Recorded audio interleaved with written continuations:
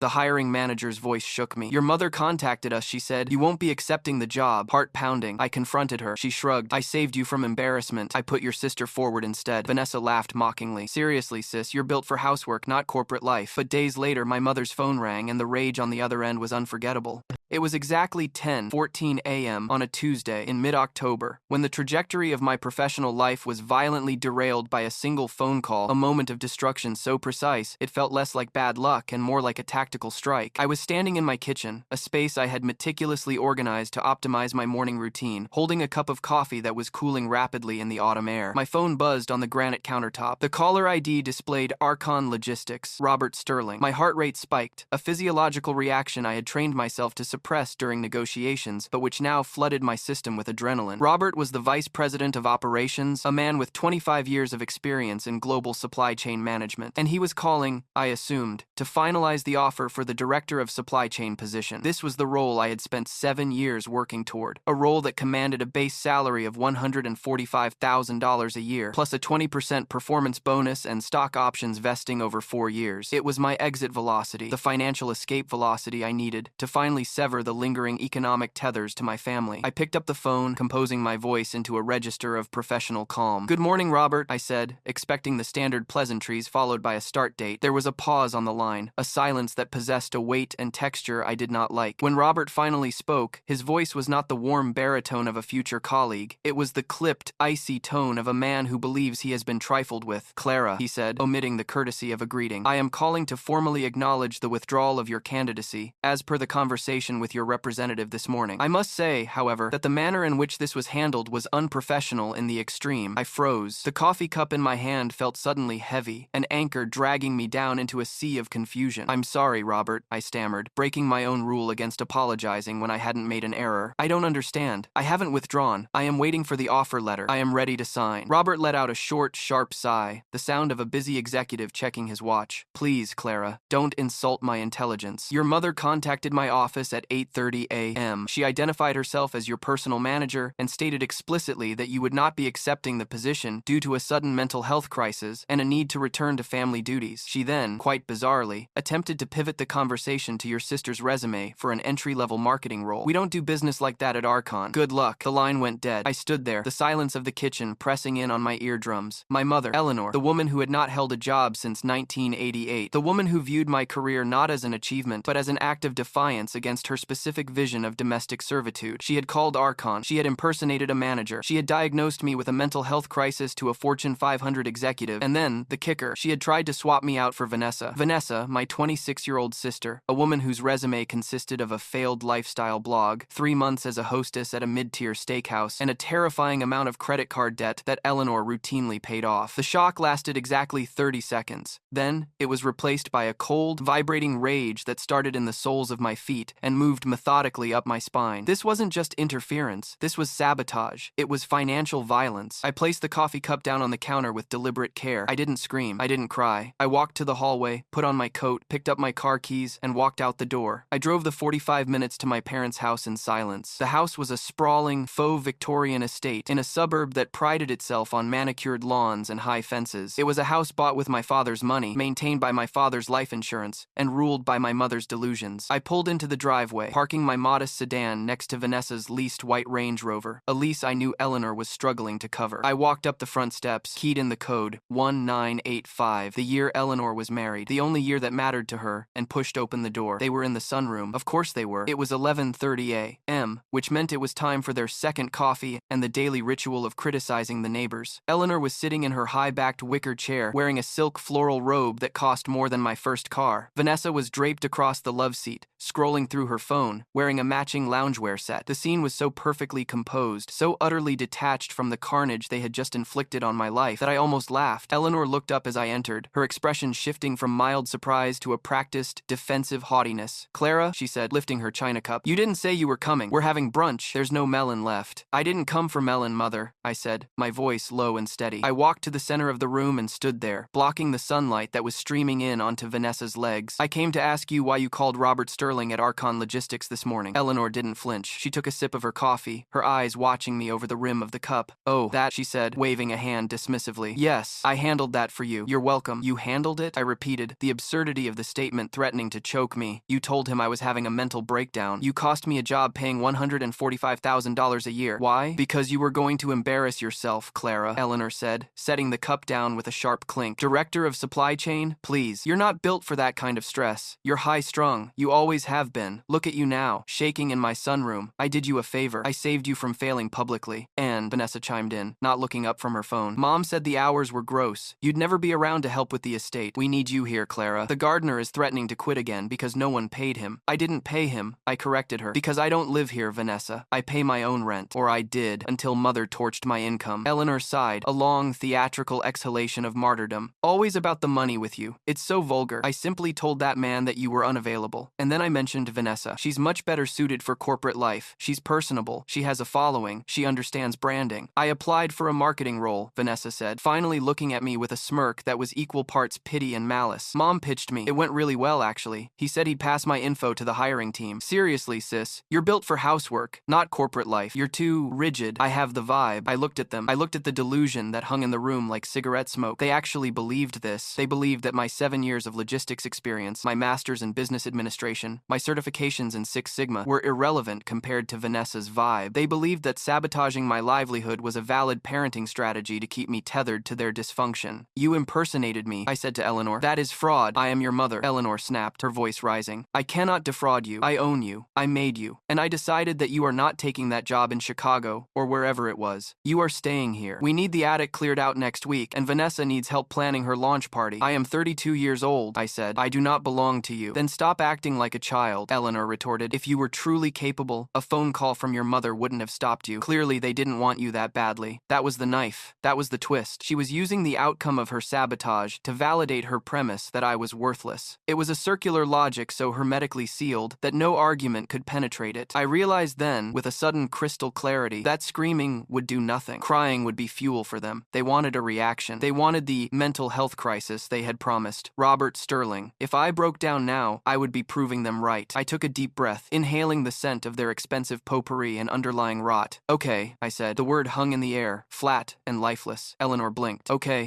I repeated. You're right. I clearly wasn't meant for the job. Vanessa laughed, a harsh barking sound. Finally. Acceptance. It looks good on you, Clara. I'm going to go, I said. I have some things to figure out. Don't forget the gardener, Eleanor called out as I turned to leave. He needs cash. 200. I didn't answer. I walked out of the sunroom, down the hallway, and out the front door. My hands were trembling, not from weakness, but from the effort of restraining the impulse to flip the heavy oak table in the foyer. I got into my car and locked the doors. I didn't drive away immediately. I sat there, watching the house, a beautiful facade hiding a cancer. I needed a plan. I needed a validator. I pulled out my phone and dialed the one number I knew I could trust. Marcus Reynolds, a former corporate attorney turned legal consultant who had helped me navigate a minor contract dispute years ago. He answered on the second ring. Clara, everything okay? No, I said. I need to know the laws regarding tortious interference with business relations and impersonation, and I need to know if I can legally record a conversation in this state without the other party's consent. One-party consent state, Marcus said immediately, his voice shifting to professional alertness. What happened? My mother just cost me the Archon job, I said, and she's trying to place my sister in the company instead. Marcus let out a low whistle. That's aggressive and actionable. Did she admit it? To my face? I said, but not on tape. Get it on tape, Marcus advised. And Clara, call Archon back, not the VP. Call HR. Ask for a formal reason for the withdrawal. Get a paper trail. I will, I said. Marcus, she said, she saved me. She didn't save you, Marcus said gently. She tried to hamstring you so you couldn't run away. Get the evidence. Then we scorched the earth. I hung up. I started the car and drove to a coffee shop 3 towns over, somewhere I knew I wouldn't run into any of their friends. I opened my laptop and began the work. Phase 3, the discovery. I drafted an email to the HR department at Archon. I kept it clinical. Asterisk. Subject. Clarification regarding application status. Clara Vance. Body. Dear Hiring Committee. I received a verbal communication from Mr. Sterling this morning regarding a withdrawal of my candidacy initiated by a third party. Please formally confirm the identity of the caller and the reason provided. I did not authorize any representative to speak on my behalf. Asterisk. I hit send. Then I waited. The response came 2 hours later. It was from a junior HR associate. Asterisk. Dear Miss Vance, our records indicate a call received at 8:30 a.m. from an Eleanor Vance, claiming power of attorney due to medical incapacitation. She requested the withdrawal. We are required to take such notifications seriously to avoid liability. If this was an error, please submit a notarized affidavit of competency and a formal letter of intent, though the position has now been frozen pending internal review. Asterisk. Power of attorney. She had claimed power of attorney. That was a specific legal claim. That was a felony, if false. I printed the email. I felt a cold smile touch my lips. She had overplayed her hand. She thought she she was dealing with a daughter. She forgot she was dealing with a supply chain director who specialized in risk mitigation. I spent the next 3 days in a fugue state of preparation. I didn't go back to the house. I ignored Eleanor's texts, demanding I come handle the gardener. I ignored Vanessa's Instagram stories where she posted vague booking quotes about toxic family members who are jealous of your light. I was building the file. I pulled my own medical records to prove competency. I drafted a cease and desist letter, and then I waited for the inevitable overreach. It happened on Friday. I was sitting in my apartment, staring at the wall, when my phone rang. It wasn't Archon, it was Eleanor. But she wasn't calling my cell. She was calling my landline, a number only she used. I let it go to voicemail and listened to the message. Clara, pick up. Archon called the house. They want to speak to Vanessa. They want to interview her. Can you believe it? I told you. They want a fresh face. You need to come over and help her prep. She doesn't know what KPI means. Come over now. I stared at the machine. Archon called the house to interview Vanessa for a director-level role? Impossible. Unless